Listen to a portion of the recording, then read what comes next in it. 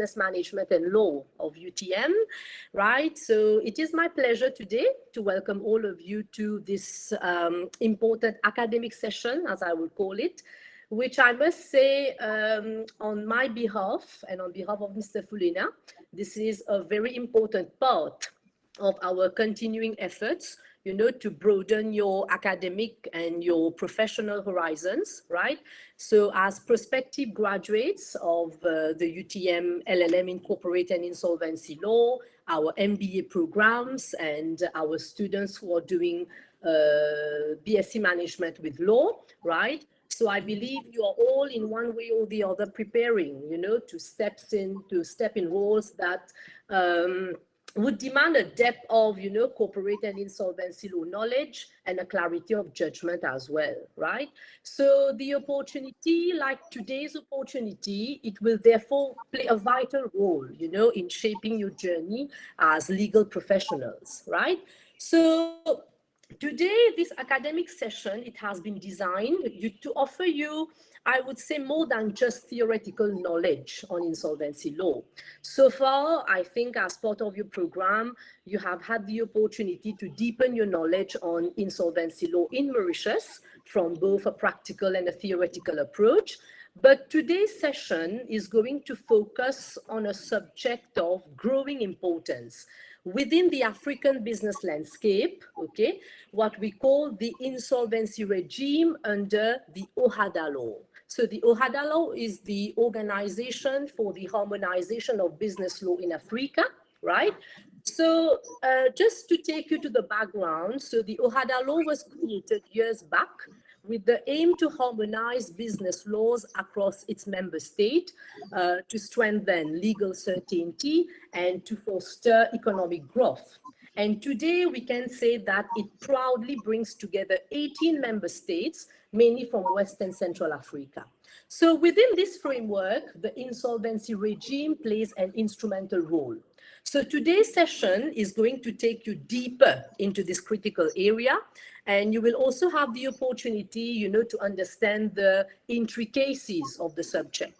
So understanding the insolvency mechanism under OHADA law is not only vital for your academic journey, but is also essential for your future career if you are thinking about, you know, embarking into a career as legal practitioners. So in order to help us to explore this interesting corporate legal landscape, I should say, we are honored today to have with us a very knowledgeable resource person who will share with us his practical insights and scholarly expertise on this important topic. So students, please join me in giving a warm welcome to Met Aboubakar Siddiqui Diarra-Souba, right? So Met Abu is a legal practitioner who has extensive experience in corporate and real estate taxation, tax litigation, and is also renowned for his knowledge on local and cross-border practices when it comes to investment fund restructuring and private equity investment structures.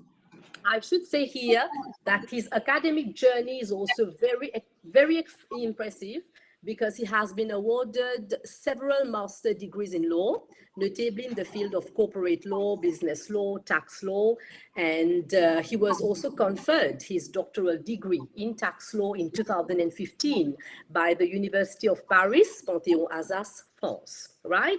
So Med Abu is currently a partner at the CLK law firm and is the head of the Tax, Custom and International Trade Department. So you will be pleased to hear that the CLK law firm is ranked among the best business law firms in West Africa and has been promoting since its creation an integrated practice and a creative vision of the law profession. So far from stereotypes, this firm strongly believes in the emergence of an Africa of talent, innovation, and success. So since 2008, the CLK law firm, it relies on a dynamic and highly competent team at the source of its success. And I would seize the opportunity to say that as a member of the team, we have with us Mrs. Sheila, who is also a student on our LLM program. So thank you very much, Sheila, for being part of us. And combining expertise. Most welcome. and litigation. So the CLK law firm, it intervenes with the same rigor in the West Africa sub-region, the OHADA state members, and the headquarters are in Abidjan, and it's spot in New York, Paris, Lomé, and Ouagadougou. Right? So with regards to Mauritius, since July 2015, the CLK law firm International Advisory has been established here, right? So as part of the CLK group, the law firm in Mauritius helps to connect businesses in the OHADA region with international opportunities, through Mauritius being one of Africa's top financial hubs, right? So therefore, the CLK law firm here, it guides companies, investors who are looking to set up, to structure, to grow, or improve their organization and operations in this region. So whether you are entering the African market or you're expanding beyond, the team offers practical, legal, and strategic support, combining deep knowledge of Africa business environment, the OHADA law, and international standards, right? So we are therefore very grateful to the CLK team and Met Abu for having agreed to grace this event today and for contributing immensely to the academic enrichment of our students. So I will now leave the floor to Met Abu so that he can share his insights with us. Of course, we are not going to allow him to leave just after the talk. I will encourage all of you to listen attentively, you ask questions, and you take full advantage, of this time. So let us all work together to make this a thoughtful, energetic, and inspiring session, right? Thank you. Thank you, Met Abu. I'll leave the floor to you. Merci Babna pour cette présentation de la formation et du cabinet CLK Avocat.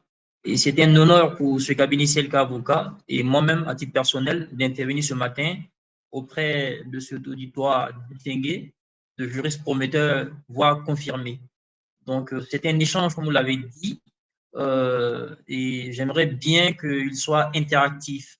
Donc, ce que je propose comme roadmap, c'est que je puisse rapidement dérouler le contenu de la formation et que par la suite, on ait un échange de Q&A, des questions et des réponses.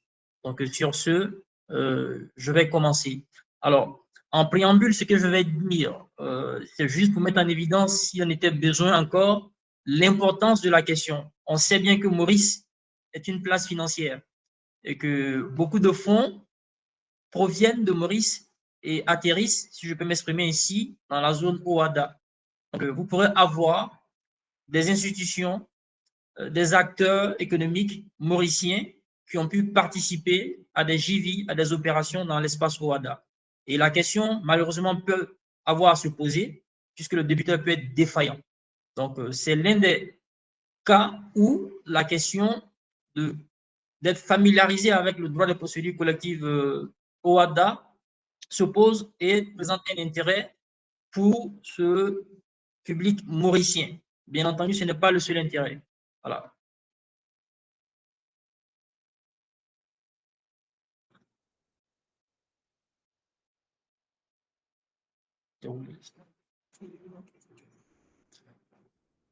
Alors, désolé, un petit souci technique sur les slides. Là, l'ordinateur et la technique nous jouent un petit tour, mais voilà.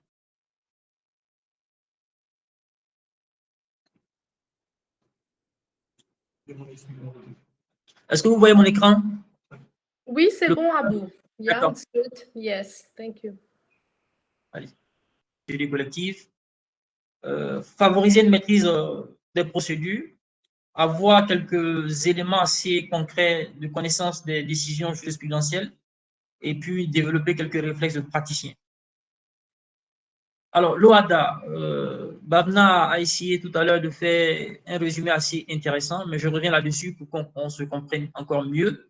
L'OHADA est une organisation qui vise en fait à uniformiser le droit des affaires à l'échelle de tous les États membres qui sont concernés. Donc, on dit harmonisation, mais c'est une uniformisation. Donc, ce sont les mêmes règles qui s'appliquent dans cet espace-là qui couvre aujourd'hui, on dirait, 17 États. vous avez des États de l'Afrique de l'Ouest, mais également des États de l'Afrique centrale et même les Comores. À côté de l'OADA, et ça c'est très important, vous avez d'autres institutions, d'autres organisations qui existent. Vous avez l'UEMOA, qui est une organisation sous-régionale de l'Afrique de l'Ouest, qui regroupe 8 pays, notamment la Côte d'Ivoire, le Sénégal, le Bénin, le Niger. Pour simplifier, on pourrait dire les anciennes colonies françaises de la zone Afrique de l'Ouest. Vous avez la CEMA, qui est l'équivalent de l'UEMOA, mais en Afrique centrale. Vous avez la CIMA, qui est spécifique en fait aux droits des assurances. Vous avez l'OAPI et l'AIPO, qui sont des organisations qui ne traitent que des questions de propriété intellectuelle. Donc, pour que on comprenne bien qu'on parle de OADA parce que c'est l'espace le plus vaste, mais au fond, il y a d'autres organisations qui sécrètent d'autres droits. Donc, l'OADA, c'est 17 États membres. Le champ d'application de l'OADA, c'est le droit des affaires, qui est une notion très large, ce n'est pas une catégorie juridique. Ça recouvre le droit commercial, le droit des sociétés commerciales, les sûretés, le droit des recouvrements et le droit d'exécution pour les clients. Bien entendu, les procédures collectives qui nous occupent ce matin, l'arbitrage, la comptabilité, ça peut paraître étonnant, mais il y a un droit comptable harmonisé au OADA, les coopératives et le transport. Alors, le champ d'application personnel. On a hérité du droit français la notion de commerçant, la distinction entre les commerçants et les non-commerçants. Donc, pour faire simple, les activités commerciales et les activités civiles. La réalité, c'est que le droit OADA s'inscrit dans une mouvance de fond qui est d'appliquer l'ensemble des règles, en fait, à l'ensemble des professionnels. Donc, vous avez certes les notions de commerçants qui demeurent, mais le champ d'application du droit OADA, ça concerne non seulement les commerçants, mais les autres professionnels. Je vais donner une seule illustration. Vous avez historiquement la notion de bail à usage commercial. Aujourd'hui, dans le cas de l'OADA, on ne parle plus de bail à usage commercial, on parle de bail à usage professionnel. Donc, ces règles-là s'appliquent à l'ensemble des baux qui ont été conclus aux fins d'exercer les activités professionnelles.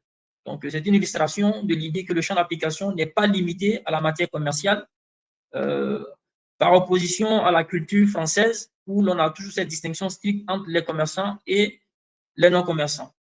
Alors, dernier point sur cet aspect-là, c'est le principe de primauté. Puisque c'est un droit communautaire et que les droits nationaux demeurent, la question se pose de savoir quelle est la règle qui prime. Bien entendu, c'est un principe fondamental du droit international. La norme communautaire prime. Donc, les actes uniformes, qui sont des actes sécrétés par le droit OADA, ont une primauté sur les lois nationales contraires. Alors, un bref aperçu des institutions de l'OADA. Vous avez un organe politique, la conférence des chefs d'État, le conseil des ministres, qui est l'organe normatif. Vous avez la CCJA, la Cour commune de justice et d'arbitrage, qui est la juridiction suprême, qui a pour finalité d'uniformiser l'interprétation des actes uniformes. Le secrétariat permanent, qui est un organe, je dirais, administratif, et l'ERJUMA, qui est une école qui vise en fait à favoriser la formation des personnes relevant de cet espace-là, notamment les magistrats, mais de façon plus générale, les juristes. Alors, quelles sont les normes produites aujourd'hui et quel est l'état de l'harmonisation? La norme principale, ce sont les actes uniformes. En droit WADA, on parle d'actes uniformes. Vous avez des domaines clés, le droit commercial général, vous avez un acte uniforme sur le droit commercial général, vous avez les sociétés commerciales qui sont les véhicules qu'on utilise lorsqu'on fait des investissements et les GUE. Vous avez également un acte uniforme sur le droit des sociétés commerciales et le groupement d'intérêt économique. Vous avez un acte uniforme assez important sur les sûretés mobilières et immobilières. Vous avez un acte uniforme sur le recouvrement des créances et les droits d'exécution, un acte uniforme sur l'arbitrage et la médiation, un acte uniforme sur le droit comptable et un acte uniforme sur les procédures collectives. Et là, c'est pour vous donner un aperçu, mais de cet aperçu, il découle que l'harmonisation est très avancée dans l'espace OADA. La plupart des champs du droit des affaires sont couverts. Il reste quelques aspects qui ne sont pas couverts, notamment le droit fiscal, qui relève encore du droit national ou en tout cas du droit d'autres organisations sous-régionales telles que l'UEMOA.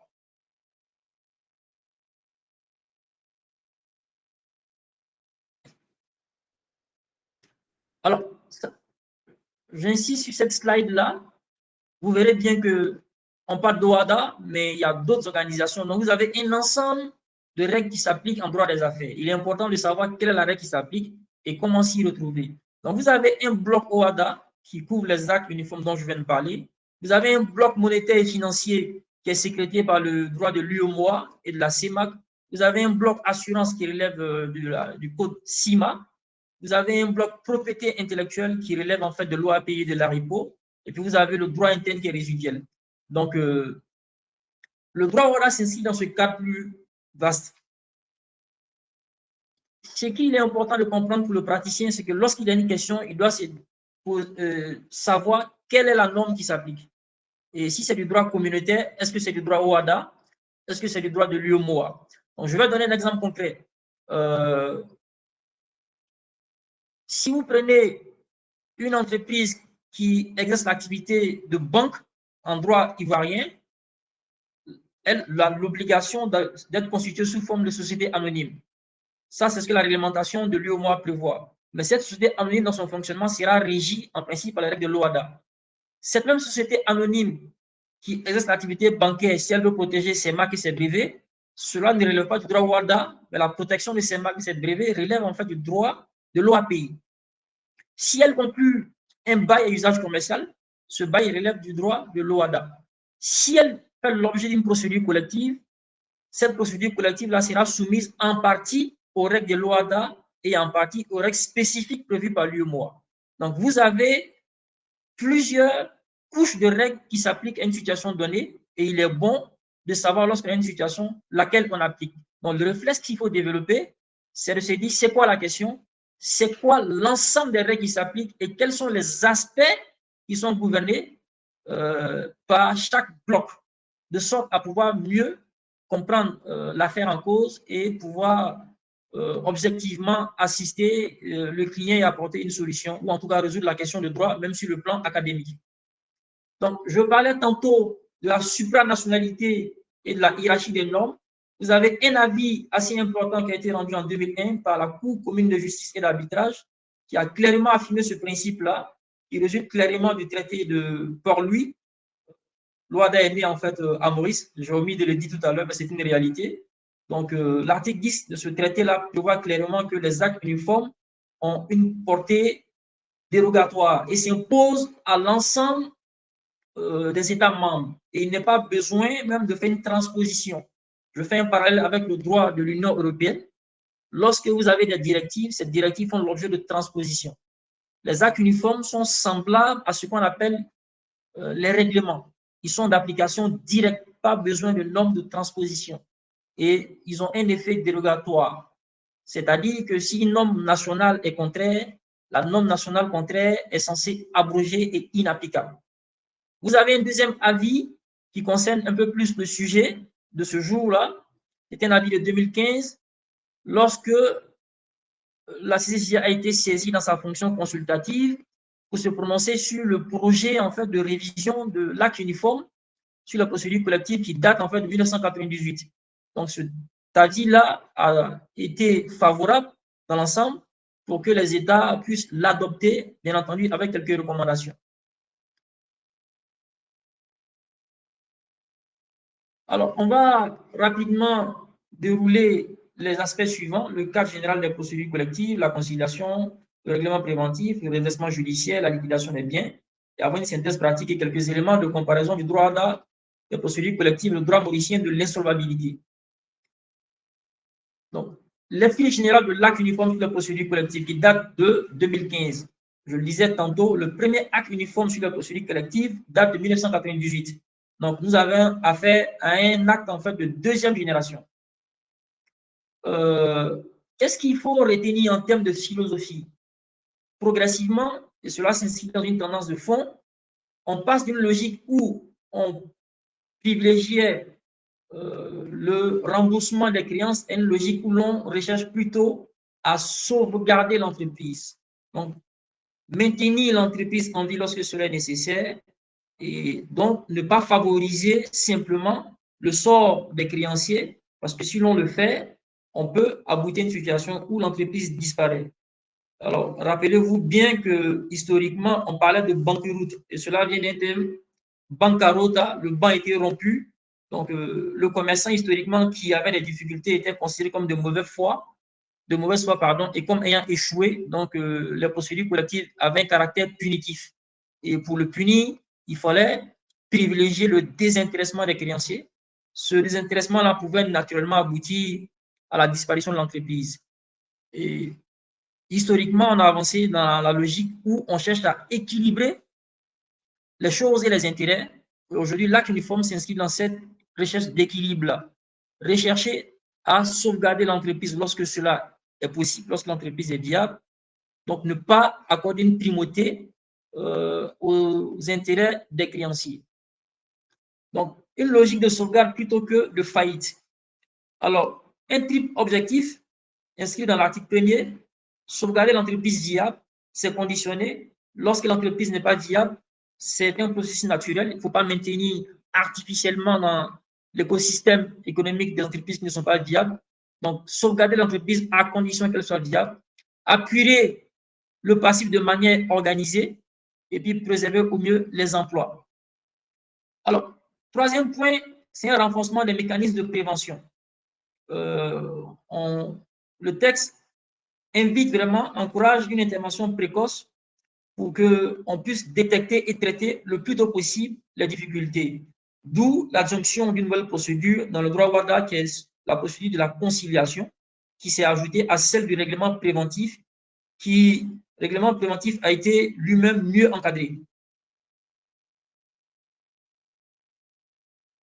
Alors, le dernier point sur cet aspect-là, c'est le fait qu'on a essayé de mieux organiser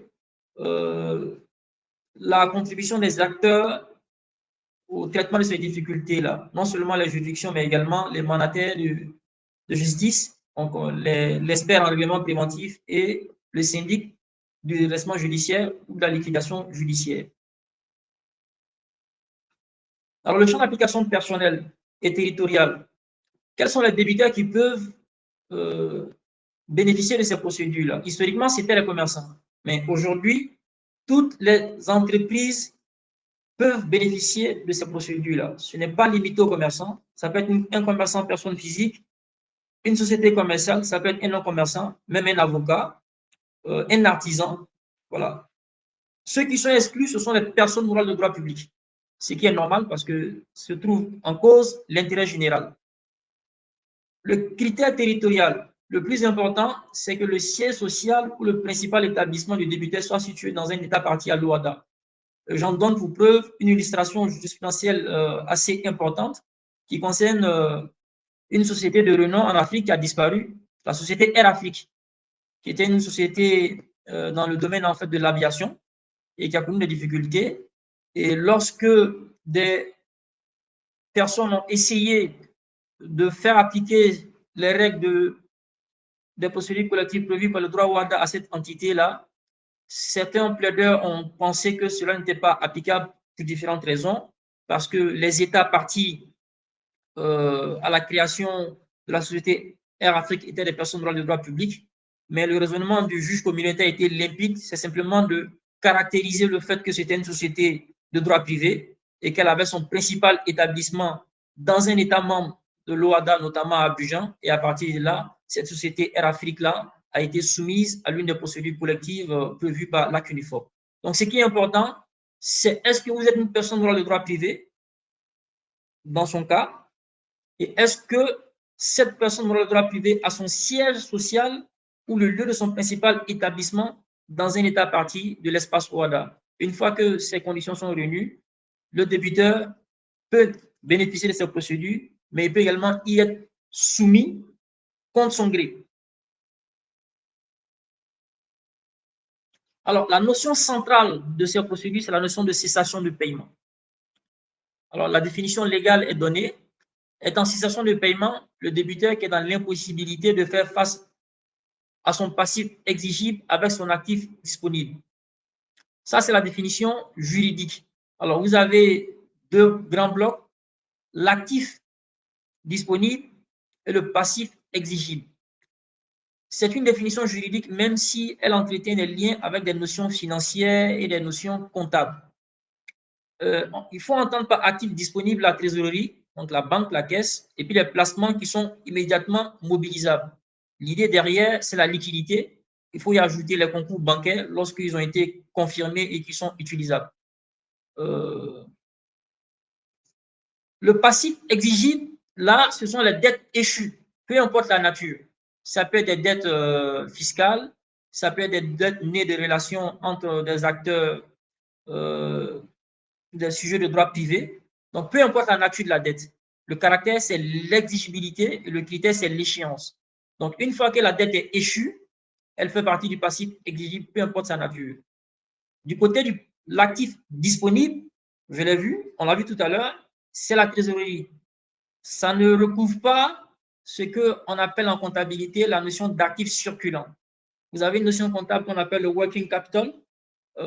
L'actif disponible, c'est encore plus restreint. C'est vraiment le cash et puis, on va dire, les concours bancaires, les découvertes notamment, et puis les actifs qu'on peut rapidement transformer en cash. Alors, vous avez l'obligation de déclarer la cessation de paiement, si vous êtes en cessation de paiement. Mais pour qu'on se comprenne bien, je vais donner deux illustrations pratiques, parce que la notion de cessation de paiement en droit WADA est un peu différente de celle qui a cours en droit mauricien. Alors, deux exemples. Vous avez un débiteur qui a 100 millions de dettes de passifs exigibles au jour où on met l'analyse. Et puis, au titre de l'actif disponible, vous avez de la trésorerie pour 30 millions, des placements monétaires immédiatement mobilisables, 10 millions, et puis 70 millions de découverts confirmés non utilisés. Donc, dans ce dernier cas-là, pour le découvert, c'est la banque qui lui dit, monsieur, vous avez un droit de tirage à concurrence de 70 millions. Ça fait partie de l'actif disponible, même si comptablement, ça fait partie de la trésorerie passive. On fait le total, ça fait 110 millions. On regarde le passif exigible au jour où on met l'analyse, on est à 100 millions. Donc, l'actif disponible, 110 millions, est supérieur au passif exigible de 100 millions. Cette entité, ce débiteur, peut honorer l'ensemble de son passif exigible là, avec son actif disponible, donc il n'est pas en cessation de paiement. L'exemple 2, c'est l'hypothèse inverse.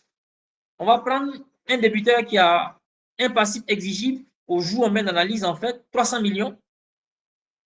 Et puis, à l'intérieur de son actif disponible, on a 20 millions de trésorerie, 5 millions de placements monétaires et 15 millions de francs CFA de découvert confirmés disponibles, 40 millions. Alors, 40 millions est nettement inférieur aux 300 millions. Donc, l'actif disponible est insuffisant ici pour honorer le passif exigible. Ce débiteur-là est en cessation de paiement.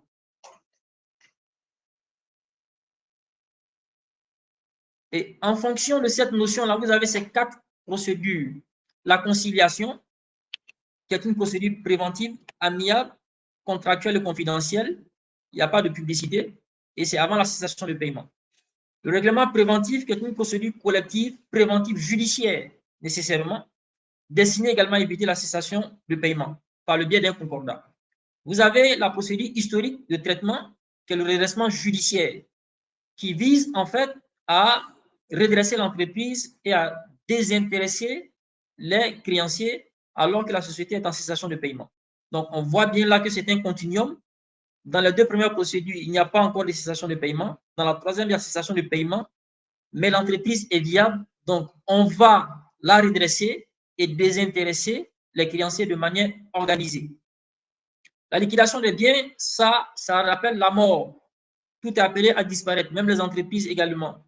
Donc, si la société est en cessation de paiement, que l'entreprise n'est pas viable, on ne va pas s'acharner. On parle parfois d'acharnement thérapeutique et là, on évite également un acharnement juridique. On ne va pas la maintenir artificiellement en vie et empêcher les créanciers d'accéder à une part, aussi minime soit-elle, de leur dû. Donc, dans ce cas, on procède à la liquidation des biens qui consiste en fait à réaliser l'actif de la société, de l'entreprise, qu'elle soit commerciale ou pas, qu'elle ait une forme sociale ou pas. Donc, vendre ces biens, pour parler de façon simple, et désintéresser les créanciers selon un ordre prévu par la loi. Alors, maintenant, on va développer un peu plus concernant la première procédure préventive, la conciliation. C'est un outil amiable de prévention des difficultés. Le point le plus important, c'est qu'on n'est pas encore au stade de la cessation de paiement. Mais le débiteur a déjà détecté des problèmes des difficultés avérées ou prévisibles. Donc, on vaut mieux prévenir que guérir. Donc, il prend l'initiative, il se rapproche de ses créanciers, il négocie un accord. Les créanciers ne sont pas obligés. Il peut le faire avec un créancier ou plusieurs créanciers ou partenaires. Et ce n'est pas du tout obligatoire. Donc ici, la procédure est largement contractuelle. Donc, il y a une requête qui est déposée auprès du président de la juridiction compétente. Dans notre espace OHADA aujourd'hui, la plupart des États ont institué des tribunaux de commerce, c'est eux qui sont en charge. Donc, en Côte d'Ivoire, ce sera le président du tribunal de commerce ici dans l'espace d'Abidjan. Il y a un diagnostic qui est fait, puisqu'on nomme un conciliateur, il établit le diagnostic, il organise des réunions et élabore un projet d'accord amiable avec les créanciers. Ça se termine comment? Si tout se passe bien, ça peut se terminer par un accord homologué par le président. Si ça se passe mal, il y a échec. Et dans ce cas-là, la suite, ça peut donner lieu à un règlement préventif ou à une procédure curative, redressement judiciaire ou liquidation des biens. Alors, la procédure est, en termes de caractéristiques, elle est confidentielle. On verra plus tard que dans les autres procédures, il y a une publicité qui est organisée. Ici, le créancier et les débiteurs, aidés par le conciliateur, négocient en toute confidentialité parce que parfois, la réputation est un enjeu important pour une entreprise. Le fait que tout le monde sache ou le public sache que vous avez des difficultés peut être quelque chose de négatif même pour votre survie. Donc, de ce point de vue-là, la conciliation, elle est assez intéressante. Alors, le seul bémol, si on peut parler de bémol, c'est que vous n'avez pas une suspension légale des poursuites. On verra bien dans l'autre procédure que l'un des avantages, c'est qu'on interdit aux créanciers là d'exiger du débiteur le paiement des créances. Dans la conciliation, il n'y a pas d'arrêt automatique. Les créanciers peuvent continuer à vous demander de procéder au paiement. Donc, d'où l'intérêt, lorsque vous êtes dans cette situation, que vous êtes sensible à la question de la confidentialité, à prendre les devants et à se rapprocher des créanciers, parce que ça dépend de leur bon vouloir. Alors, ce qui est important du point de vue de la pratique, c'est vraiment la nécessité de vraiment prévoir le diagnostic. C'est cet élément-là qui guide non seulement le conciliateur, le débiteur et les créanciers pour savoir s'ils sont prêts à faire des concessions ou pas. Donc, il est important également de savoir avec quel créancier on parle, naturellement les plus importants. Ça ne sert à rien d'aller parler à un créancier à qui vous devez peut-être 10% du total de la dette, alors que vous avez omis de côté un créancier à qui vous devez peut-être 40 à 50% et dont la participation est nécessaire pour pouvoir avancer. Alors, ça peut mal se passer, donc il faut anticiper l'échec. On peut basculer vers le redressement judiciaire ou la liquidation des biens, voire vers le règlement préventif.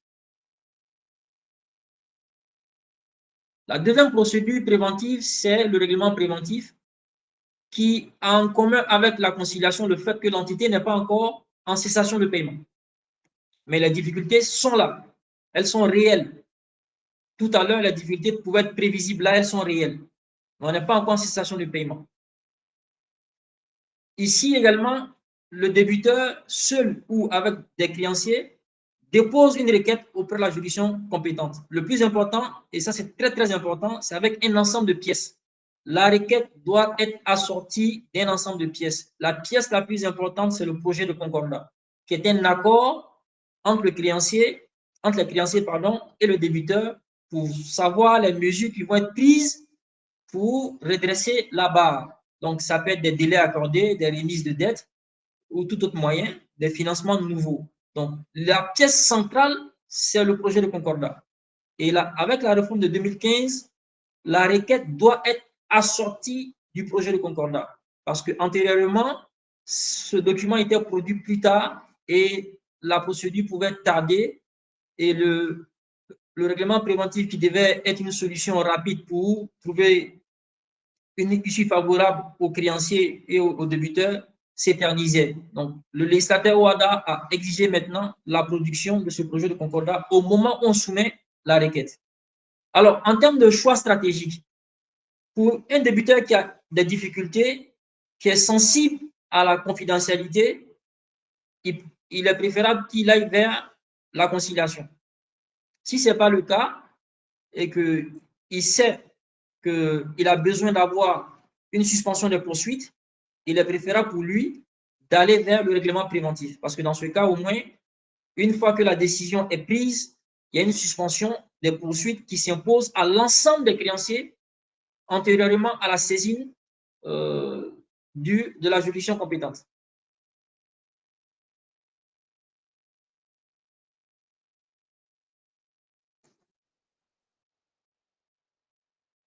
Alors, le déroulement de la procédure de règlement préventif, un jugement d'ouverture qui désigne un expert immédiatement. Qui dit jugement d'ouverture dit désignation de l'expert. Et on ordonne les mesures de publicité légale pour informer les créanciers et on prononce la suspension ou l'interdiction des poursuites individuelles. Ce qu'il faut comprendre, c'est le fameux stay. Donc, une fois que la décision est prise, les créanciers antérieurs n'ont plus le droit de réclamer le paiement de leurs créances. On élabore, bien entendu, le concordat sur la base des négociations, des consultations et éventuellement, on aboutit à l'homologation judiciaire. Une fois qu'il y a une homologation judiciaire, le concordat homologué s'impose aux créanciers. Ils peuvent ne pas accorder de remise, mais une fois que le concordat est homologué, le concordat dont les thèmes sont homologués s'impose aux créanciers dans la limite des thèmes du concordat.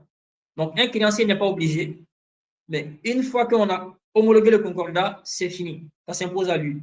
Si le débiteur ne demande que des délais de paiement qui n'excèdent pas 3 ans, le juge même en droit d'imposer ces délais à tous les créanciers, pourvu que cela ne remette pas en cause la suivi de leur propre entreprise. Alors, quelques décisions pour qu'on puisse mieux appréhender ces effets-là. Vous avez ces arrêts-là que je vais passer rapidement en revue. L'arrêt SAFCA-SAFBAI contre Air Continental et l'arrêt Steel. Ces deux arrêts-là montrent clairement la portée de ce principe-là. Dès lors qu'on a accordé on a prononcé l'ouverture de la procédure de règlement préventif, on interdit les poursuites. Et cela s'applique à l'ensemble des créanciers. Alors, le redressement judiciaire. Ici, nous ne sommes plus dans la prévention. Nous sommes vraiment dans le traitement de difficultés d'entreprise en situation de cessation de paiement. Dans les deux premières procédures qu'on vient d'évoquer, il n'y a pas encore de cessation de paiement. Conciliation et redressement judiciaire. Là, dans le redressement judiciaire, l'entreprise est en situation de cessation de paiement. Elle n'est pas en mesure de faire face à son passif exigible avec son actif disponible. Deuxième point, lorsque vous êtes en cessation de paiement, vous avez l'obligation de déclarer la cessation de paiement. Parce que l'entreprise, comme les économistes le disent, c'est un nœud de contrat. Vous avez d'autres acteurs dont les intérêts sont liés à votre sort. Donc, il n'est pas bon de faire le mort et vaut mieux agir de façon diligente. Donc, la déclaration de cessation de paiement est une obligation. Si le débiteur ne respecte pas cette obligation et que c'est une faute caractérisée, sa responsabilité peut être mise en cause. Là, on essaie de protéger les créanciers et l'intérêt général. Parce qu'il n'est jamais bon dans un système qu'on ait des redressements judiciaires en cascade. Ça entraîne une contamination de l'écosystème lorsque plusieurs entreprises en fait se trouvent dans cette situation de difficulté. Donc, c'est comme un cancer qui n'est pas encore métastasé, vous mieux le traiter de façon chirurgicale et on en sort. Qui peut demander l'ouverture de cette procédure? Le débiteur lui-même, un créancier, le ministère public ou la juridiction elle-même. C'est très important. En droit OHADA, le juge lui-même peut prononcer d'office l'ouverture de ces procédures collectives. Alors, d'un point de vue stratégique, lorsqu'on est en situation de paiement, il n'y a pas 4 options. C'est soit le redressement judiciaire, soit la liquidation des biens. Et le critère, c'est la viabilité de l'entreprise et le caractère sérieux du concordat. Si l'entreprise n'est pas viable, on verra une illustration, c'est liquidation des biens. Si elle est viable, mais que vous ne proposez pas un concordat sérieux, également, ce sera la liquidation des biens. On vous veut bien vous aider à vous redresser, mais il faut que l'offre soit sérieuse et tienne compte des droits des créanciers. Alors, en termes de déroulement et de faits, vous avez un jugement d'ouverture qui désigne le juge commissaire et le syndic. Et il y a une première période d'observation. Vous verrez bien que c'est une procédure judiciaire avec des acteurs désignés par des juges. Il y a un juge commissaire qui va faire un ensemble de choses. Donc, on va dire contrôler la procédure. Le syndic, vous avez le syndic, pardon, qui lui représente les créanciers. Vous avez une première période qui est la période d'observation qui vise en fait à aller faire l'inventaire également des créances et mieux apprécier la situation. Donc, les créanciers ont l'obligation de déclarer leurs créances à la procédure collective et ces créances font l'objet de vérification. Des négociations se tiennent pour voir si il y a...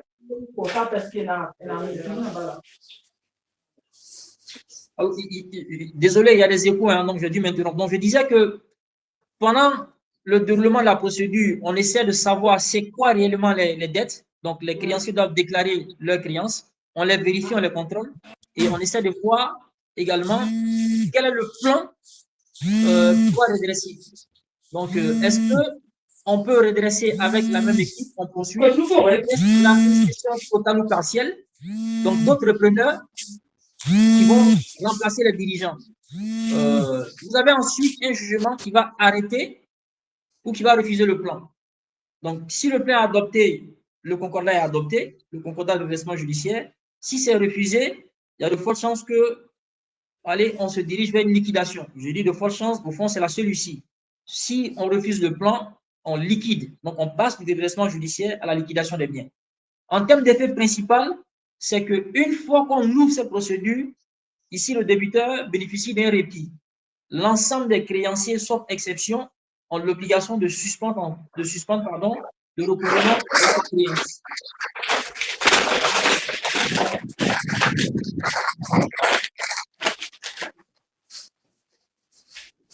Alors, deux illustrations. Vous avez un arrêt. L'arrêt, en fait, ici, décembre 2011, la compagnie conteneur ivoirienne SA Compte Kofi et Guillemets, qui est assez intéressant parce que ici. Maître, sorry, je vais vous interrompre. Catherine, can you please mute your microphone? Catherine Christ. Well, thank you. Thank you very much. Maître, vous pouvez continuer, excusez-moi. Merci. Je parlais de cet arrêt en fait du 6 décembre 2011 qui est intéressant parce que ici, dès le début, le juge a prononcé la liquidation des biens parce qu'il a estimé que le plan proposé manquait de crédibilité. Voilà. Vous pouvez avoir un actif insuffisant et puis un passif assez colossal et puis ne pas proposer un plan qui permet de dire, OK, on se donne peut-être plus d'années pour résorber ce passif-là. Donc, si le plan proposé n'est pas crédible, vous pouvez être sûr qu'à initio, le juge va choisir en fait la liquidation des biens. Alors, ça, c'est en termes de choix de procédure. Donc, le caractère sérieux du plan ou de l'offre de concordat, de redressement. Et la suspension des poursuites individuelles. Mais il y a une exception ou des exceptions. Suspension. Et le deuxième arrêt vise à illustrer l'exception. Non, ça veut que les Sud-Africains. Nilam, excuse me, sorry, Maître. Guys, can you please make sure that your microphone is muted? Nilam Mangu. I'm sorry. Yeah, thank you. Yes, Maître. OK. Le deuxième arrêt vise à illustrer une des exceptions à l'arrêt de poursuites individuelles. Dans une procédure collective de redressement judiciaire, lorsque la décision qui ouvre la procédure est prise, il y a une suspension de poursuites individuelles. Les créanciers ne peuvent plus individuellement poursuivre le débiteur pour obtenir leur désintéressement. Mais il y a des exceptions. Et j'ai choisi une exception qui est notable, qui concerne le contrat de cautionnement. Le cautionnement, c'est une sûreté personnelle et c'est un caractère accessoire. Donc, la caution peut se prévaloir des mêmes exceptions que le débiteur principal. Mais ici, lorsque le débiteur principal bénéficie d'une mesure de redressement judiciaire, la caution ne peut pas dire au créancier « je ne paye pas ». Donc, d'un point de vue stratégique, pour les praticiens, il est important de le savoir lorsque on met en place, par exemple, un financement.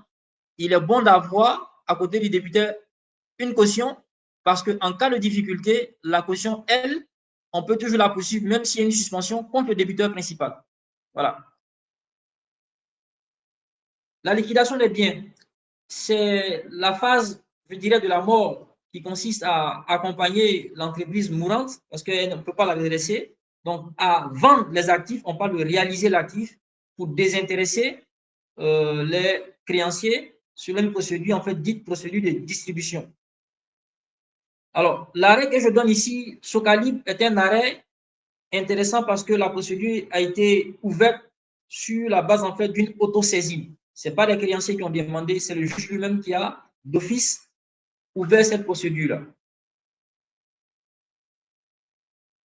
Alors, en termes de déroulement, c'est plus léger que le redressement judiciaire parce qu'il n'y a pas de plan pour sauvegarder l'entreprise. Il n'y a pas à discuter des perspectives. Il s'agit simplement de vendre les actifs et de désintéresser les créanciers.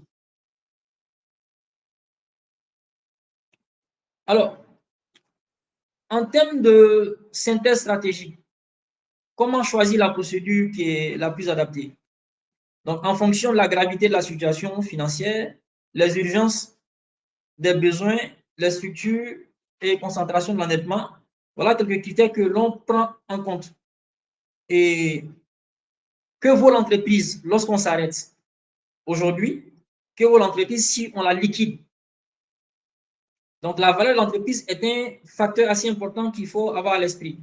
Et la disparition de l'entreprise, de l'écosystème, est-ce que ça renferme des ramifications qui sont limitées à l'entreprise elle-même ou à d'autres entreprises? Il faut avoir des géants qui disparaissent et lorsqu'ils disparaissent, ils font tomber tout un secteur. Donc, ces paramètres sont également assez importants à avoir à l'esprit. Alors, en termes de passerelle, on l'a évoqué tout à l'heure, on peut passer d'une procédure à une autre. La conciliation, lorsqu'elle ne marche pas, peut dériver sur un règlement préventif.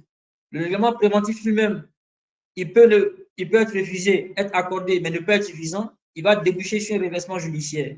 Le redressement judiciaire, il peut être refusé même s'il est accordé. Il peut se muer en liquidation des biens en cas d'échec. Alors, du point de vue du praticien et même je dirais, du chercheur, donc, il est bon de comprendre que c'est un architecte du traitement de la crise et qu'on ne peut pas, en tout cas pour mieux traiter, pour être assez utile, le diagnostic économique et financier est très important. Et c'est pourquoi dans cette matière-là, vous trouvez parfois des juristes qui sont très à l'aise avec les chiffres, parce que c'est à la lisière du droit, de la finance, de la comptabilité, voire même de l'économie. Donc, il est bon d'avoir l'outil, et l'outil le plus important, là, c'est un ensemble d'outils qui permet de faire de bons diagnostics pour pouvoir mieux choisir la procédure, bien entendu, en fonction de la situation du débiteur. Alors, juste un bref aperçu en termes de comparaison entre Maurice et le droit OHADA. Allez-y. On va rapidement dérouler quelques points de comparaison, on ne peut pas les approfondir.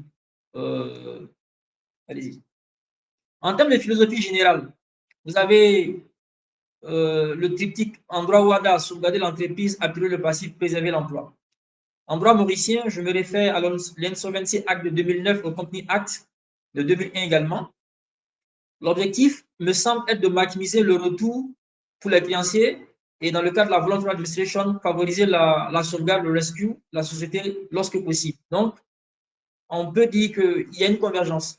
Donc, on n'est pas dans une logique purement liquidative. On veut privilégier le redressement et la continuité de l'entreprise. Parce que s'il n'y a pas d'entreprise, il n'y a pas d'économie. Et s'il n'y a pas d'économie, il n'y a pas non plus d'emploi et de richesse pour tous les participants de l'économie d'un État donné. Donc, ce qui nous semble relever de la divergence, c'est la source de ces actes-là. L'OHADA repose sur un acte uniforme supranational de droit public.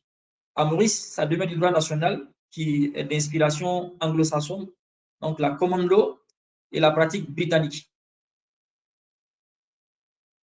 En termes de procédure, Nous avons 4 procédures dans le droit OHADA. À Maurice, je relève qu'il y a la liquidation, voluntary compulsory, volontaire ou obligatoire, la voluntary administration, le receivership, le compromise et sham of arrangement. Alors, en termes de similitude, ce que je relève, c'est qu'il y a l'existence d'un continuum également. Il y a la prévention et la sauvegarde de la liquidation qui permet d'adapter la procédure à la gravité de la crise. La différence notable, c'est encore une fois une technique juridique, c'est qu'en droit WADA, on a un seul texte. Voilà, on n'a pas plusieurs textes, on a le bloc commun qui demeure l'acte uniforme sur la procédure collective qui nous sert de référence depuis notre discussion de ce matin. Alors, en termes de critères pivots, le critère pivot, c'est la cessation de paiement. Dans le droit mauricien, on a une notion similaire, c'est inability to pay the debt as they become due. Donc, c'est un critère de liquidité. Donc, ce n'est pas un balance sheet test, c'est un solvency test qu'on comprend, mais il est plus souple que la cessation de paiement. Rappelez-vous ce matin que je disais que, étant en cessation de paiement en droit WADA, le débiteur qui ne peut pas faire face à son passif exigible avec son actif disponible. Donc, en droit WADA, le passif doit être exigible. En droit mauricien, c'est inability to pay the debt as they become due. Donc, il n'y a pas simplement que les dettes qui sont déjà exigibles, on peut se projeter dans le temps. Donc, il y a cette souplesse-là qu'on ne retrouve pas dans le droit WADA, ou du moins, on le retrouve, mais, par exemple, dans une règle particulière qui concerne le secteur bancaire. Donc, ça, en termes de notions fondamentales, la notion de cessation de paiement en droit WADA est plus rigide que la notion de inability to pay the debt as it becomes due en droit mauricien, qui, je le répète, est un solvency test, mais ce n'est pas un balance test, même si dans ces deux cas, il s'agit en fait de se référer à la liquidité. Donc, plus de souplesse en droit mauricien. Pardon, en droit mauricien et moins de souplesse en droit WADA. Alors, les outils de prévention, les pré-insolvency, on a 2 outils en droit WADA, la conciliation et la procédure amiable. En droit mauricien, je relève la voluntary administration, la procédure de rescue, le compromise et sham of arrangement, les restructurations par classe de créanciers avec homologation judiciaire. Donc, vous avez une palette quand même d'outils de part et d'autre.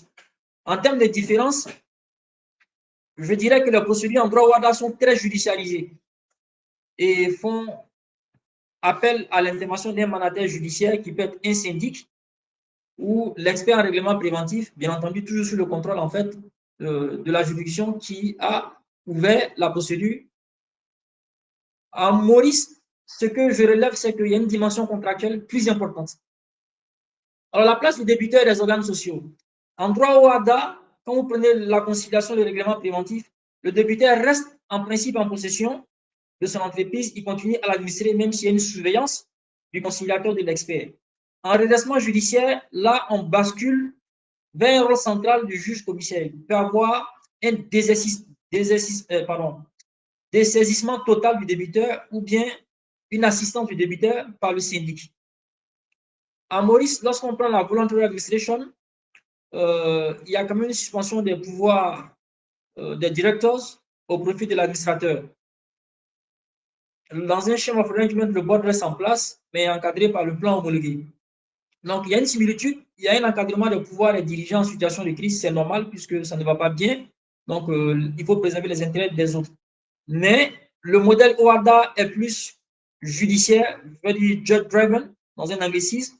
Et en Maurice, je dirais que c'est un peu plutôt market-driven, avec les administrateurs et les praticiens spécialistes de l'insolvency. Rôle du juge et des praticiens. C'est une continuité. Hein? En droit WADA, les procédures sont très judiciarisées. La requête, l'ouverture de la procédure, la désignation du juge commissaire et le contrôle tout au long de la procédure. Et ça donne lieu à un contentieux qui est très nourri. Et à Maurice, je relève l'existence de la même principe de décision de la Supreme Court. Mais, encore une fois, nous avons en droit WADA l'intervention très marquée en fait des juges, alors qu'en droit mauricien, cette intervention-là laisse plus de place aux aspects contractuels et à l'intervention des experts. Traitement des sûretés et receivership. Ce qu'il faut comprendre en droit WADA, même si vous êtes titulaire d'une créance qui est assortie de sûreté, lorsqu'on prononce une suspension de poursuite individuelle, elle s'applique à vous, sauf exception. Rappelons-nous le cas de la caution que je donnais tout à l'heure. Donc, ça, le droit WADA, pour sauvegarder l'entreprise, en tout cas, impose cette suspension des poursuites-là aux créanciers, même s'ils ont une sûreté, à moins que ce soit une sûreté personnelle, notamment dans le cas de la caution. Alors, nous n'avons pas de système de receivership chez nous. Ça, c'est vraiment typique au droit mauricien. Donc, les créanciers qui ont une sûreté, on les reconnaît, on essaie de les protéger, mais on tient compte de ce qu'il faut sauvegarder l'intérêt de l'entreprise. Donc, on les soumet à l'obligation en fait, de déclarer leurs créances et avoir à respecter la suspension des poursuites, sauf exception. Alors, champ personnel et secteur régulé. En termes de comparaison, toutes les entreprises en droit WADA peuvent bénéficier de ces procédures-là. À Maurice, il y a les personnes physiques, les companies, et puis les lois sectorielles qui concernent d'autres acteurs tels que les acteurs de la banque, l'assurance, voilà, et les fonds d'investissement.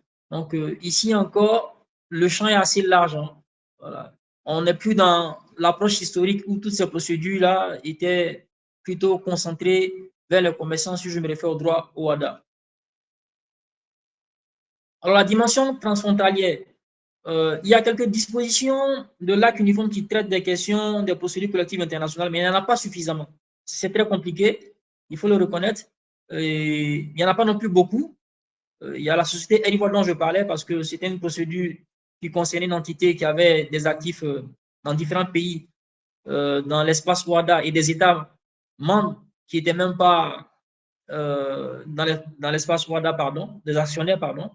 Donc, il y a de plus en plus cette problématique-là qui se pose, même si ce n'est pas la plus récurrente. On a quelques dispositions, mais il n'y a pas un ensemble normatif complet pour les procédures transfrontalières. Alors, de ce point de vue, il me semble que Maurice a plus d'éléments que le droit OHADA en termes de traitement des procédures collectives internationales. Voilà, cela est sans doute dû à l'importance de la place financière mauricienne elle-même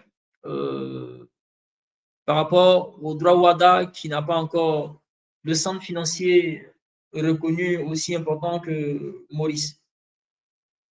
Alors, désolé, on allait un peu assez rapidement, mais on est pris par cette contrainte de temps. Il fallait que l'échange se tienne en 1 heure et avec des questions par la suite. Donc, je vous remercie beaucoup pour votre attention. Merci beaucoup à vous. Je pense que ça a été super intéressant et cet aspect comparatif que vous nous avez donné, c'était encore plus intéressant. Alors là, j'aimerais bien vous remercier pour cela. Et bon, je pense que peut-être on a des questions. Alors, s'il vous plaît, ceux qui sont intéressés.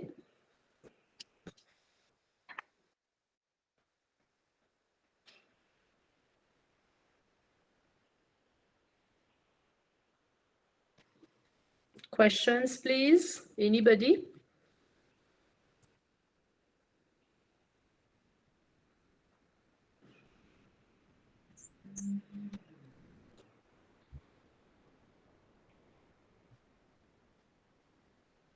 You can also type it in the chat box if you are unable to speak.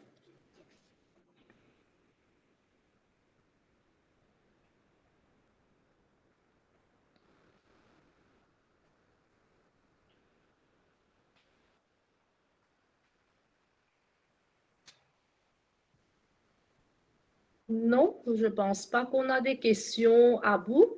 Alors, moi, peut-être j'aurais une question. Oui, alors, c'est-à-dire, bon, si on compare cet aspect de insolvency qui est sous le OHADA Law et ce qu'on a sous le système mauricien, c'est-à-dire le Insolvency Act de 2009, alors j'aimerais bien savoir quelles sont les provisions qu'on a sous le OHADA Law pour le Priority of Payment. C'est-à-dire, par exemple, ici à Maurice, on a toute une liste dans une hiérarchie après la dissolution de la compagnie, c'est-à-dire après avoir fait le liquidation. Alors, on a un ranking qu'on donne pour faire les paiements. Alors, sur le Oradalo, c'est comment? Question pertinente, Bava. On a la même logique pour deux procédures. Si je prends la conciliation, le règlement préventif, on n'est pas en situation de paiement, donc il n'y a pas de ranking. OK. Donc, en fonction de l'accord qui sera obtenu entre le débiteur et les créanciers. D'accord, Mais OK. lorsqu'on tombe dans les procédures curatives, donc le redressement judiciaire ou la liquidation, là, il y a un ranking qui est légal. D'accord, OK. Et là, la loi prévoit, c'est les articles 167 et 168 de l'Acte uniforme sur les procédures collectives, l'ordre dans lequel les créanciers seront désintéressés. On parle de distribution. OK. Par exemple, vous avez un privilège, parce qu'il y a les créanciers qui ont une sûreté, ça peut être une sûreté réelle ou personnelle. Vous avez les créanciers qui ont un privilège légal, et je voudrais, par exemple, aborder la question du privilège de ceux qui apportent un concours financier pendant que la société est même en difficulté. Donc, le new money. Donc, ceux-là, par exemple, ils ont un privilège, ils seront payés en priorité par rapport aux autres, parce que alors que la société est en difficulté, ils acceptent d'injecter de nouveaux fonds. OK. Donc, il y a un ranking dans deux procédures, le redressement judiciaire et la liquidation des biens. Maintenant, le règlement préventif et la conciliation, il n'y a pas de ranking. D'accord. Merci beaucoup, Abou. Et j'aurai encore une question, si ça ne vous dérange pas. Allez-y, allez-y. Et concernant les frais qu'on paie aux liquidators and administrators, alors, est-ce que vous avez un barème sur le Oradalo? Il n'y a pas de barème. Ça, c'est une question très, très importante qui fâche parce que lorsque l'entreprise est en difficulté, il faut la redresser. Okay. Donc, historiquement, il n'y avait aucun barème. Aucun. Et puis, on s'est rendu compte que nous sommes des humains. Les syndics qui intervenaient se faisaient payer vraiment de façon... Allez, ils disaient qu'ils travaillaient, mais il y avait beaucoup d'argent qu'ils percevaient. Donc là, maintenant, ça a été plafonné. Il y a un plafond de 20%. OK. Donc, c'est plafonné, on ne peut pas dépasser les 20%. Mais il n'y a pas de barème par acte. Donc, c'est mieux que... Ouais. Oui, moi aussi, je pense. Ouais, je suis d'accord avec vous. Alors là, on n'a pas encore de questions, mais je vois que Robsly... J'ai une question. On a une question. Ah, on a une question. OK. OK. Oui. Sous l'administration, est-ce que l'administrateur a un pouvoir absolu? Je n'ai pas bien compris la question. L'administrateur, vous parlez de l'administrateur... Lorsque la compagnie est en liquidation et que ça porte sous administration volontaire, quels sont les pouvoirs de l'administrateur?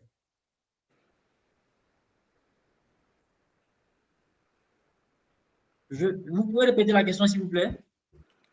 Quand une compagnie est en liquidation et que la compagnie passe sous administration volontaire, oui. Quels sont les pouvoirs de l'administrateur? D'accord. Merci bien, Gervais, pour la question. Est-ce que l'administrateur a des pouvoirs absolus? C'est ça la question. Oui. Des pouvoirs absolus, non, je ne pense pas. On peut pas. Qu'est-ce que vous entendez par pouvoir absolu? Par exemple, céder l'entreprise à sa guise, je ne sais pas. Pouvoir de contrôle, de contrôler à sa guise. Pouvoir de contrôle,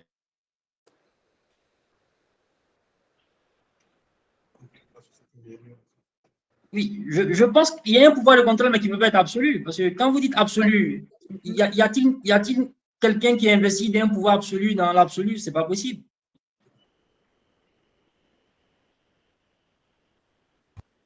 Je crois que Gervais, par absolu, you try to mean, c'est lui qui prend toutes les décisions, c'est lui qui décide, et les autres, ils n'ont rien à faire. Hein. Donc, c'est lui qui est le capitaine à bord.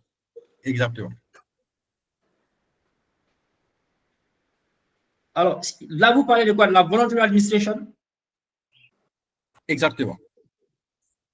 Je pense, enfin, à ma meilleure connaissance, je ne pense pas que le pouvoir soit absolu. Oui, en fait, Abou, c'est pareil comme le Voluntary Administration qu'on a sur le Insolvency Act de 2009 à Maurice.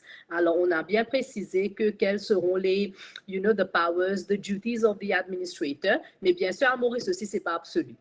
OK, alors par exemple, si on a cet administrateur qui vient en jeu, alors si on a the powers of the directors, which are freeze because the administrator is now into the picture, alors bien sûr, on a des règlements, on a des exceptions à cela.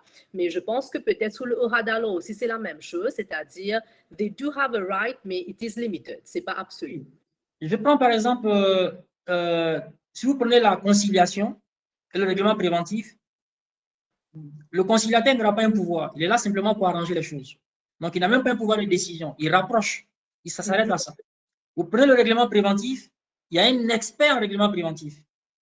Son rôle, en fait, encore une fois, c'est de faire le bon diagnostic pour qu'on ait le bon concordat. Mais il ne décide rien dans l'entreprise. Si on passe le redressement judiciaire en droit OHADA, là, vous avez un syndic. Et vous avez le juge commissaire. Donc, la procédure est très vraiment judge-driven. Ce syndic-là, il peut, ça dépend de la décision du juge, prendre la place même du chef d'entreprise, même si les dirigeants restent en fonction. Dans ce cas, on parle de dessaisissement. Ou bien, on peut dire simplement le syndic vient assister le chef d'entreprise. Dans ce cas, les décisions sont prises ensemble. Donc, dans un cas, on peut avoir quasiment, j'ai envie de dire, un remplacement des dirigeants. Ça ne dit pas son nom, mais c'est ça. On parle de dessaisissement. Vous êtes dessaisi de la fonction d'administrer l'entreprise. Donc, c'est le syndic qui prendra la décision à votre place. Vous ne serez pas révoqué. Vous restez PDG, vous restez l'actionnaire majoritaire, il n'y a pas de problème. Mais les décisions sont prises par le syndic. Dans d'autres cas, c'est une assistance. Donc, vous agissez ensemble. Donc, vous allez contresigner les documents. Donc, deux situations différentes. OK. Merci, Abou. Et Abou, j'ai une dernière question pour peut-être conclure la session. Bhavna, on a une question de Robseli dans le chat. Alors, Robseli nous dit, pas de questions, juste j'ai remarqué que le processus de la liquidation est vraiment long et il y a plusieurs points à prendre en compte. Après, dans la pratique, je pense que c'est encore plus compliqué, donc je pense qu'il faut vraiment privilégier la sauvegarde et au pire la conciliation. Alors, tu parles de Maurice ou under le OHADA law, Robseli? Quand tu dis que le processus de la liquidation, under le OHADA law. Alors, peut-être Abou va pouvoir nous éclaircir sur ça? Oui. Remarque pertinente, c'est une réalité. Les procédures sont longues, mais en même temps, c'est complexe. On veut concilier plusieurs intérêts, sauver l'entreprise, sauvegarder les emplois et puis protéger les intérêts des créanciers. Donc, la question est sérieuse, on ne peut pas se précipiter. Et je vais vous donner un exemple assez intéressant. Vous avez une société qu'on appelle Comium, qui était dans la télécommunication. En Côte d'Ivoire, il y avait des partenaires basés en Afrique du Sud, je pense. Elle a été mise en liquidation de mémoire en 2015. Nous sommes en 2025, la liquidation n'a pas encore été clôturée. Donc, very, very long process. Et encore une fois, il y a d'autres contentieux qui naissent. Prenez un créancier qui n'est pas content parce que la totalité de sa créance n'a pas été reconnue. Lui aussi, il fait son contentieux pour que sa créance soit reconnue. Donc, tout ça ne favorise pas le traitement diligent des difficultés. Donc, c'est des procédures qui sont, je le répète, très, très longues. Et c'est une remarque pertinente. Même pour le règlement préventif, on a simplement pris le législateur OHADA la peine d'enfermer ou de préciser certains délais. Donc, dans le règlement préventif, on vous dit suspension pendant 3 mois, prorogeable 1 mois, ça fait 4 mois. Donc, l'expert est tenu de déposer son rapport dans cette période-là. Et s'il n'y a pas de rapport, il n'y a pas de concordat, les créanciers ont le droit de reprendre les poursuites. Donc, la remarque, je la partage, les procédures collectives sont très, très longues. Donc, c'est une course de longue haleine. Maintenant, la solution, privilégier les autres procédures, conciliation et tout ça, oui, si la situation le permet. Parce que vous n'êtes pas forcément libre. Si la situation ne le permet pas, si vous êtes en situation de paiement, vous n'allez pas pouvoir privilégier le règlement préventif ou la conciliation. La porte vous sera fermée parce qu'il y a une condition qui n'est pas remplie. D'accord, merci. J'ai une question pour M. Mabou. Oui, M. Saou, s'il vous plaît, oui. Oui, voilà, juste une précision, peut-être je l'ai loupé, mais est-ce que le droit OHADA s'est adapté au droit français, c'est-à-dire on a plus de droits collectifs, procédures collectives, on a droit des entreprises difficultés. Est-ce que OHADA c'est updated par rapport à ça? Oui, alors oui et non, parce que la source d'inspiration de l'OHADA demeure toujours le droit français, parce que la plupart des États sont des États qui ont été anciennement colonies françaises. Non, parce qu'on regarde également au-delà du droit français, ils avaient également des standards internationaux qui ont été intégrés dans le nouvel acte uniforme de 2015. Donc, l'inspiration française, elle est très forte. Lorsqu'on a une réforme à faire, c'est comme Maurice aussi, qui a un système mixte. On regarde en partie selon la matière du côté français ou bien britannique ou la common law. Donc, notre droit de procédure collective est fortement influencé par le droit français, même si nous n'avons pas forcément les mêmes procédures. Par exemple, vous n'allez pas trouver en droit OHADA la procédure dite de sauvegarde. Voilà. Ça, c'est une procédure qui existe en France. On n'a pas l'équivalent de la Chapter 11 chez nous, par exemple, en droit OHADA. Donc, voilà pourquoi je dis oui ou non. En termes d'inspiration, on s'inspire du droit français, mais on n'a pas forcément les mêmes procédures. Si vous prenez la liquidation des biens, vous l'avez en France. Vous prenez le redressement, vous l'avez en France. Mais on n'a pas, par exemple, la sauvegarde. Voilà. Super. Par exemple, peut-être j'ai une question. Oui. Donc, je dis toujours à mes élèves que la loi, c'est quelque chose qui n'est pas stagnant. Law is an ever-evolving subject. Donc, ça se réinvente peut-être très souvent. OK, donc concernant le OHADA Law, ma question est très claire. Donc, dans quelle mesure le droit OHADA devrait-il être reformé pour, je dirais, mieux répondre aux besoins économiques et juridiques des États membres? De façon générale ou sur la... Générale. How should we reinvent or revamp OHADA law, okay, so that it meets all the economic and judicial criteria of the member state? La question est très, très large. Elle est pertinente, mais très large, parce qu'il y a différents problèmes qui vont se poser pour pouvoir répondre même à cette question. On va essayer we'll try to shorten it. Yes. Quelles sont les réformes proposées pour le OHADA law pour mieux répondre aux besoins des États membres? Moi, je dirais que les réformes déjà faites sont importantes.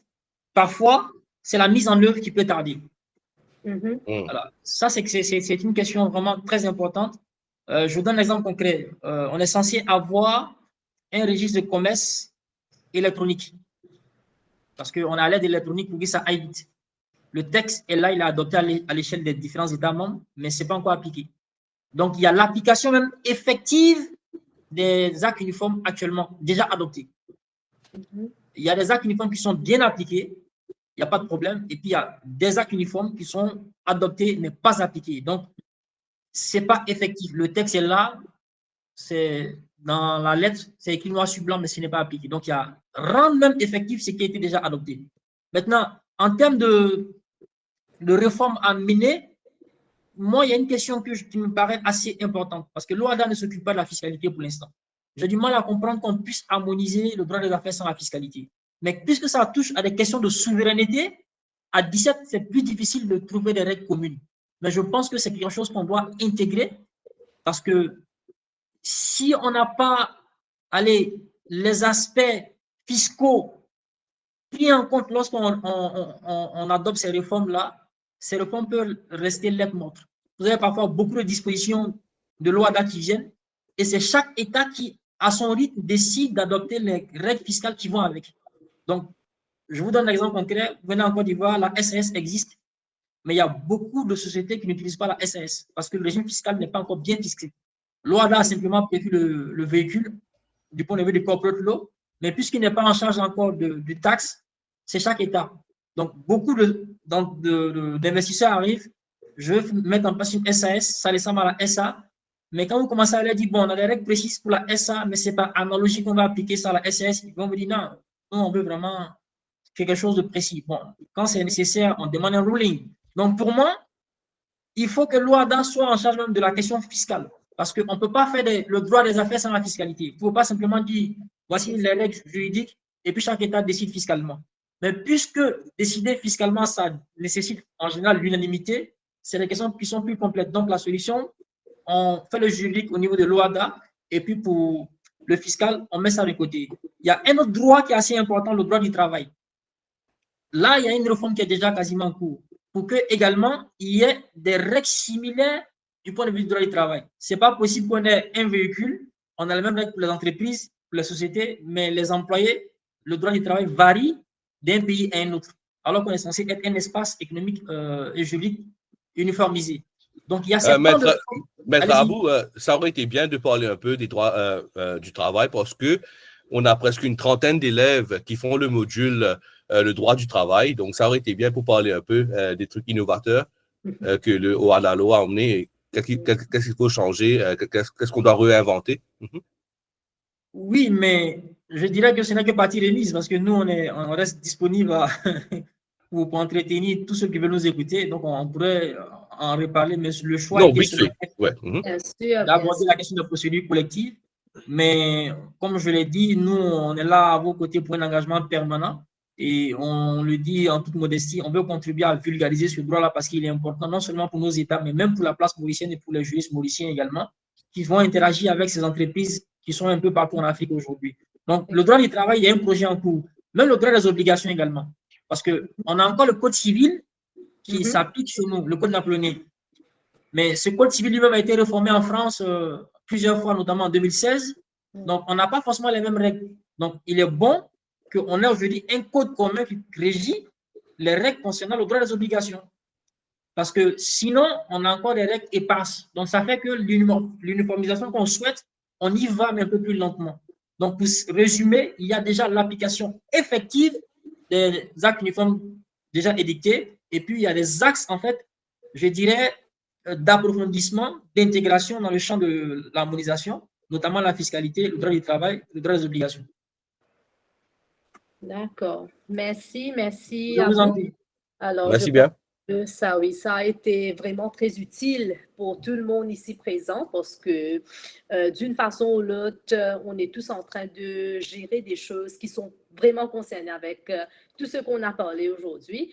Et bon, ce que je peux dire en conclusion, c'est que ce problème d'application, alors peut-être ça, c'est pas seulement quelque chose qui se relie à OANALO, mais au niveau global même, dans tous les filières de droit, on a toutes sortes de textes, mais c'est the problem remains the application.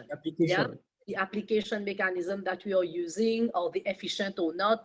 Alors là, je pense que tous les étudiants présents ici, quand ils font même la dissertation en fin d'année, alors they are all evaluating in one way or the other the application problems with the law. Alors, merci beaucoup. I think I will just join by now on this because I think we are quite late, okay, in applying what has been decided dans les autres pays, comme le Code civil en France a été amendé en 2016, like you rightly said. Mais si vous regardez le Code Napoléon à Maurice, si vous regardez l'article 1108, vous avez toujours la cause qui est présent. Là, on a le consentement, la capacité et l'objet, mais la cause est toujours présente. Et ça a été, it has been removed in France since 2016. OK? Donc, il y a des mismatchs dans notre loi. Si vous regardez, par exemple, émancipation par le mariage. À Maurice, on a des contradictions parce qu'on a le Children's Act, OK, qui bien sûr, you cannot get married below the age of 18. C'est clair. OK, mais il y a toujours des contradictions dans notre code civil. OK, so this should be revamped, I think. So just to join you, it's not only other African countries, but I think in Mauritius as well, we are a little bit late to implement all those changes. Exactement. Merci bien. Merci beaucoup. Merci, Maître Abou. Merci. Merci à tout le monde qui nous ont rejoints ce matin. Et je pense que ce n'est pas la dernière fois. On va inviter de nouveau Maître Abou, cette fois-ci pour aborder peut-être un autre sujet. Alors, merci et bonne fin de journée à tout le monde. Merci tout le monde. Merci par mail. Merci. Merci bien. Au revoir.